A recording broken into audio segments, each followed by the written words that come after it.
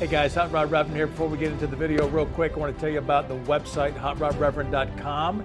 Visit the website, you'll find out why I have the name Hot Rod Reverend. I am a preacher of the gospel of Jesus Christ. I want you to visit that page and see what the gospel is all about. Number two, visit hotrodreverend.com shop. One of the greatest deals I've got going is this.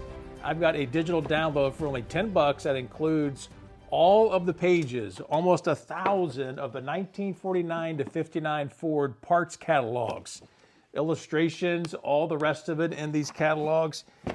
In addition to those two catalogs, I've also got a late 50s Ford engine shop manual that covers a little bit more than the Y block. It covers 6-cylinder as well.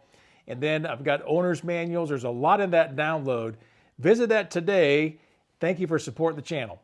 All right, guys, we're back out again today in the garage. Now, who remembers this clip from an upload just last month? All right, we're definitely going to take the air cleaner with me. One right there.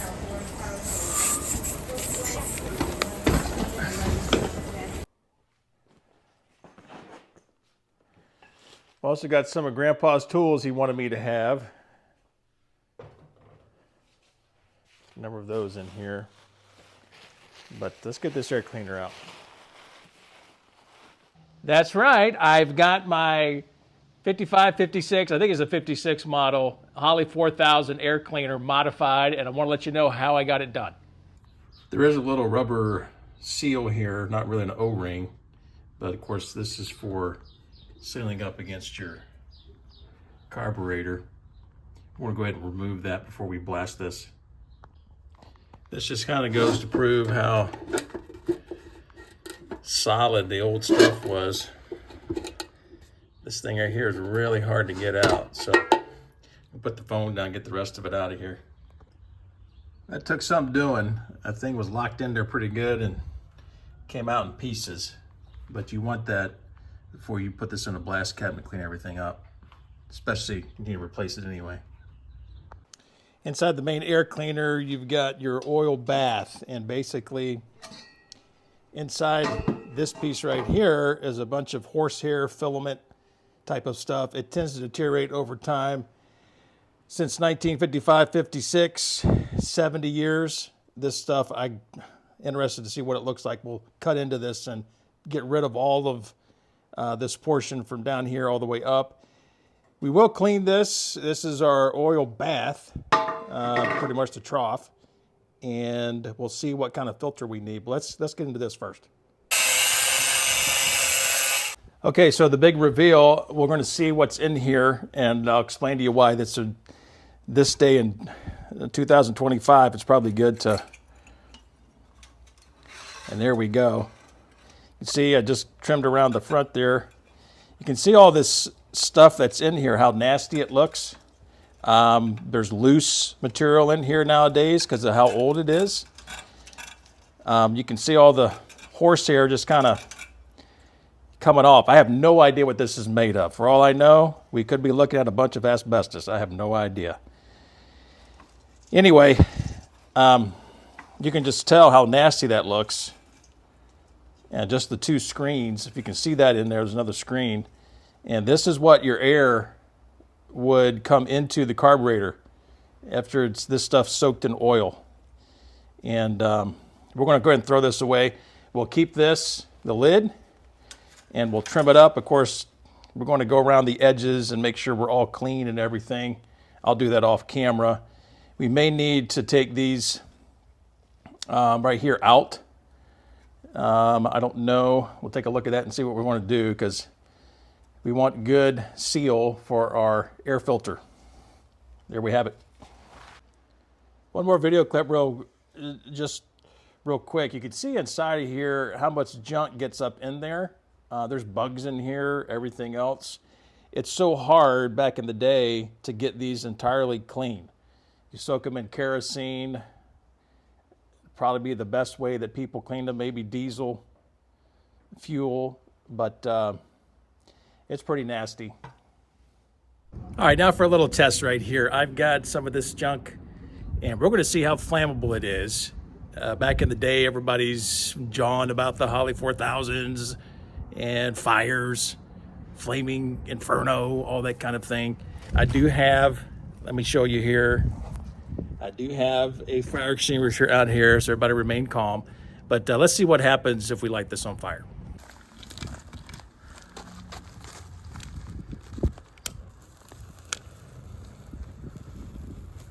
It does burn.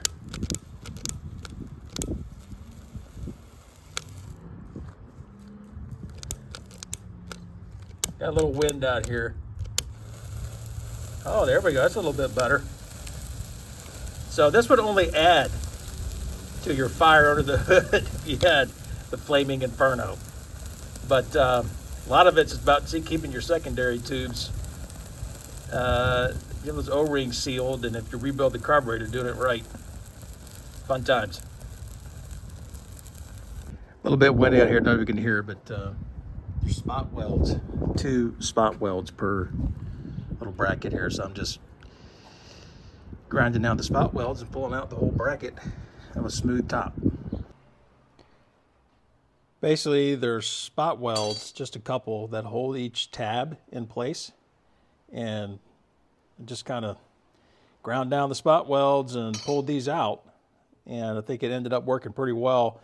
That way I just get a smooth surface here. We're going to clean this up, obviously degrease it, we're going to blast it, we're going to get a rubber channel that I can cut over this metal lip that I made. It looks pretty good. I've ground all that down. It looks pretty nice, but you don't want to take off this metal lip, otherwise you'll ruin the integrity of your lid here, and that's pretty important to keep. So, all right, let's get at it.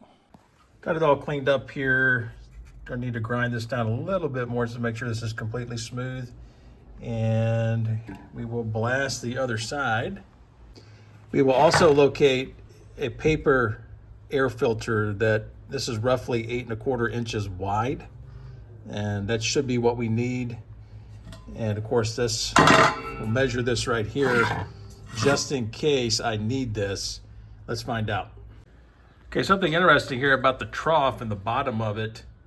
Looks like it's 9¼ a whole inch wider. And of course you've got, it's real thin right here, like super thin, like I'd say 3/4 of an inch thin. It could be interesting to try to find something that will fit. I think I'm okay with this edge, but you've also got the idea of going into that air cleaner and how tall that we need to be. So let's get the air cleaner out of the blast cabinet and take a look. Let's get the bottom piece out of the blast cabinet and take a look at it.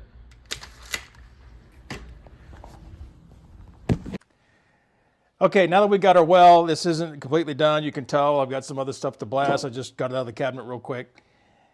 I do not need this large seal on the top just because the air filter will be sealing in the well and then underneath of this lid, so that's not going to be an issue.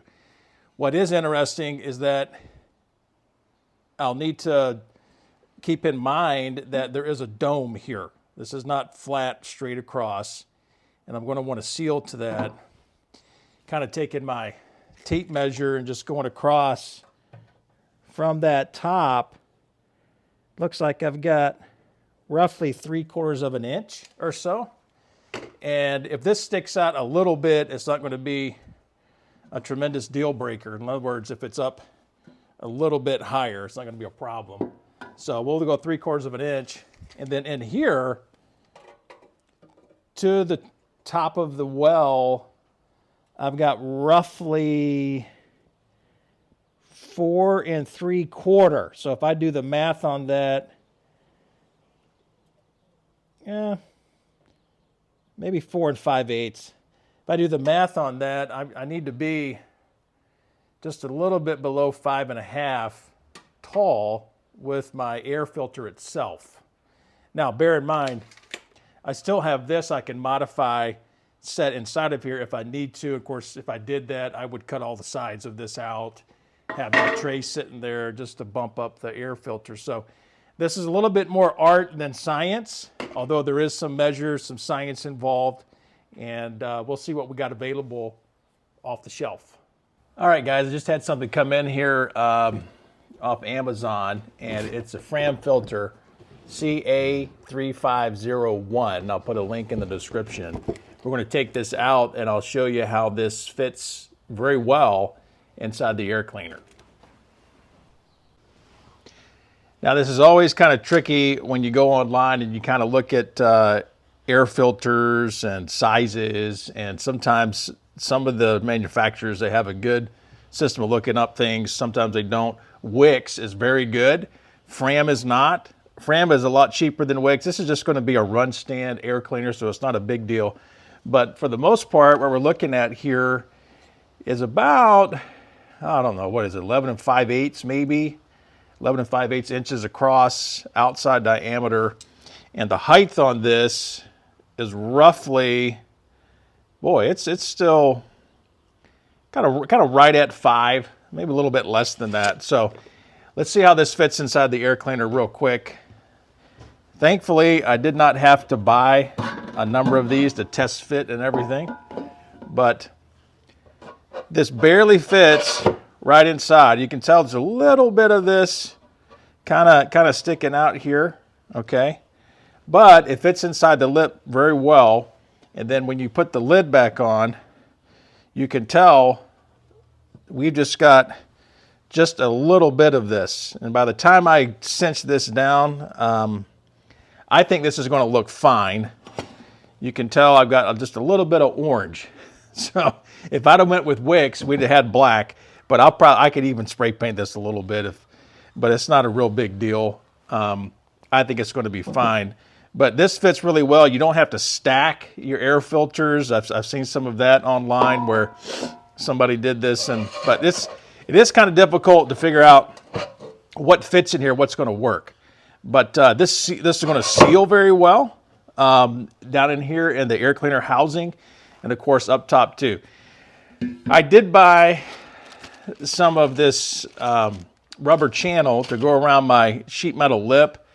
I've kind of dulled all the edge so you won't cut yourself when you're fooling with it. I probably won't need this, but if you're concerned about it, this will probably be something good. Link in the description for this as well. So, of course, I've been trying to get some of the pits and different things filled in here, and we're going to paint this and get it on its way. So we're just about done. On sandpaper, masking tape, a little bit of primer, of course. This stuff here from Eastwood's pretty good. Pre-painting prep. It really cleans your surface before you put a coat of paint on anything. I've used this a lot in the bodywork on the 55. Here's what I painted the air cleaner. Obviously, I know it says wheel paint, but Ford Argent Silver. And it is extremely close. It looks pretty nice. I highly recommend it. Now, when you get your seal that goes on the bottom lip, and you can see me installing it here at this video clip.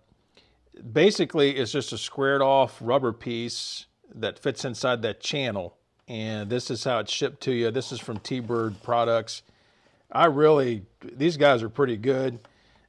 Man, I've really not had much complaints from them. They do a great job. I don't get any kickback from them at all, but I know a lot of us are looking for parts and things. I highly recommend them. Okay, finished product right here. You can barely see a little bit of the filter, but that's not a problem.